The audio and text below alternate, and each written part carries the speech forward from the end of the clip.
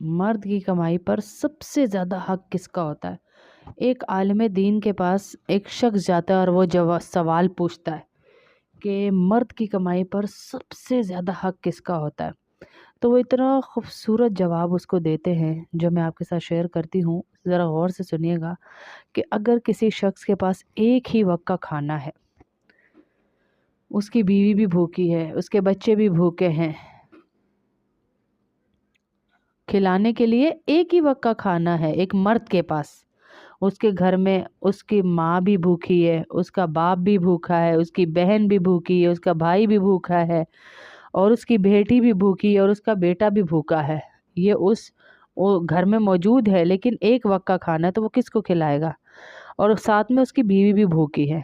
تو وہ آگے سے کہتے ہیں کہ وہ ایک وقت کا جو کھانا ہے نا، وہ صرف اور صرف اپنی بیوی کو دینا واجب ہوگا اس پر، کیونکہ اس کھانے کے اوپر سب لوگوں کی نسبت اس کی بیوی کا حق زیادہ ہے۔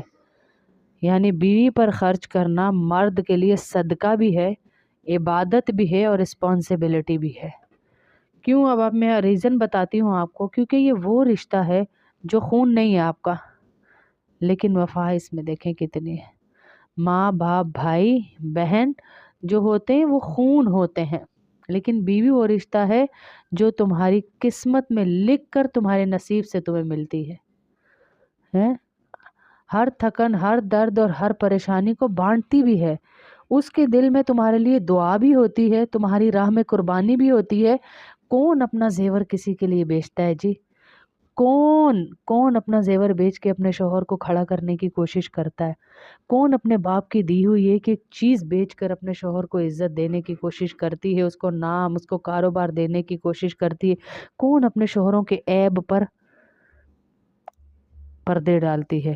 یہ عورت ہی ہے۔ اس وجہ سے عورت کو اپنی بیوی کو شوہر کا حق ہے کہ نان نفقہ دے، اس کا خیال رکھے۔